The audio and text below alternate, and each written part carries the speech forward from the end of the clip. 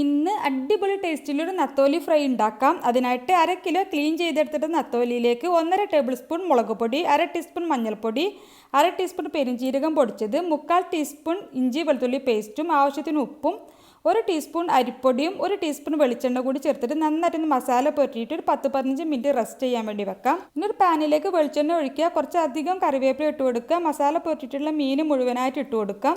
മീൻ ഒരു സൈഡൊന്ന് ഫ്രൈ ആയി തുടങ്ങിയാൽ 1-2 തവണ തിരിച്ചും മറിച്ചും ഇട്ടിട്ട് ഒരു 3/4 ഭാഗം ഫ്രൈ ആക്കി എടുക്കുക.